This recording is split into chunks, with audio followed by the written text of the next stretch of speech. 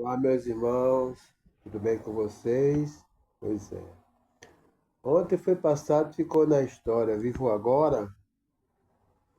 Vamos falar do amor de Deus sem medo, sem pânico e sem culpa. O que é que Deus quer? Deus quer conhecimento, Deus quer entendimento, Deus quer revelação. Quem é Deus para você e quem é você para Deus? Deus nunca quis religião e as tradições dos homens. De geração em geração, o sistema religioso engana muita gente. Pois é.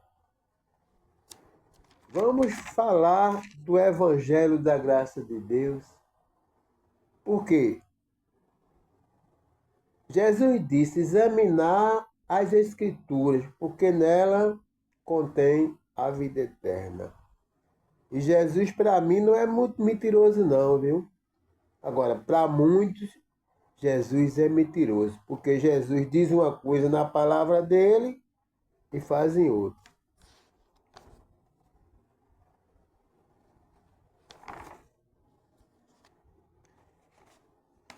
O Evangelho da Graça de Deus é de Romanos a Hebreus. A Bíblia tem a história do povo de Israel, a Bíblia tem a lei de Moisés, a Bíblia tem o ministério de Jesus e a Bíblia tem a graça de Cristo. Se você não tem esse entendimento, aí vai para o sistema doutrinal do homem, lá o homem faz uma salada, mistura a lei de Moisés com o ministério de Jesus de Nazaré, mistura com a graça, mistura, faz uma salada e aplica nos filhos de Deus. Aí fica aí, um querendo ser mais sábio do que o outro. Aquela velha história, dividir para conquistar, esse é o segredo.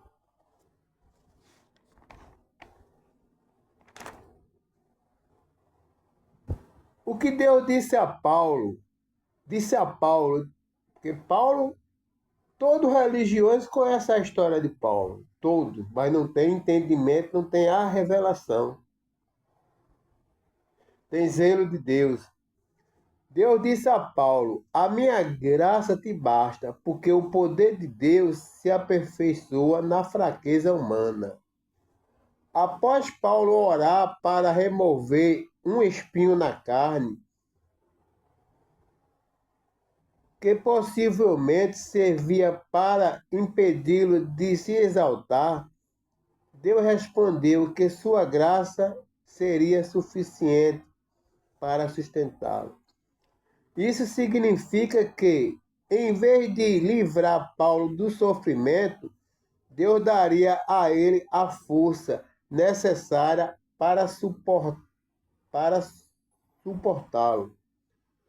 tornando-o independente de sua graça e não de suas próprias habilidades.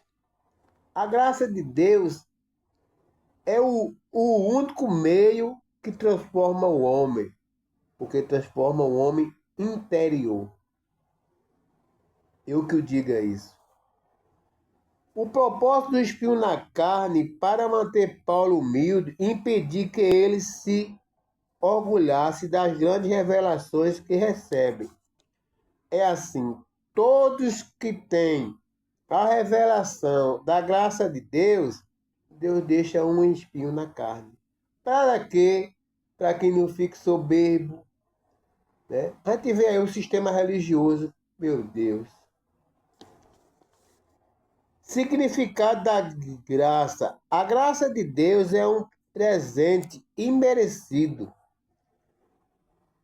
e é uma força que capacita a suportar dificuldades, mesmo quando não são removidas. A graça de Deus não tem explicação, meu amigo. Eu que o diga. toda honra, toda glória para Ele. A visão celestial é a maior riqueza que Deus dá a um ser humano. Força na fraqueza. A declaração ensina que quando reconhecemos nossas próprias fraquezas, o poder de Deus pode se manifestar de forma mais completa e eficaz. Paulo aprendeu a se gloriar em suas fraquezas, pois foi quando ele se sentiu mais forte em Deus. Depender da graça de Deus é a melhor coisa que existe no ser humano. 2 Coríntios 12:9, e disse-me, a minha graça te basta, porque o meu poder se aperfeiçoa na fraqueza. De boa vontade, pois, me gloriarei nas minhas fraquezas, para que em mim habite o poder de Cristo.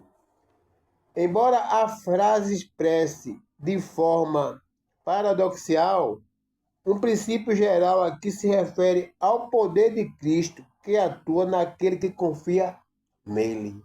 Oh, glória! A graça de Deus, ela desmonta esse palco e soberba pela religião. Porque cada um lê as escrituras e tem sua ideia. O povo cego, aí está aí, o nome de Deus blasfemado. Pois é muito bom, meu amigo. Efésios 2:9. A salvação é pela graça. Efésios 2:8. Salvo pela graça. O 9 diz, não vem das obras para que ninguém se glorie. A salvação é um presente de Deus, não uma conquista humana. Ninguém pode se orgulhar diante da cruz. Tudo é pela graça. Receba com gratidão o que Cristo já conquistou por você e por mim. Agora, na religião, não vai aceitar isso. Mas não vai aceitar mesmo, porque a religião e tradição dos homens não pregam o evangelho da graça de Deus. Quer relatar aquela morte de Yahshua significa para mim e para tu. O que faz aí? Barganha comércio com Deus. A graça de Deus nos basta.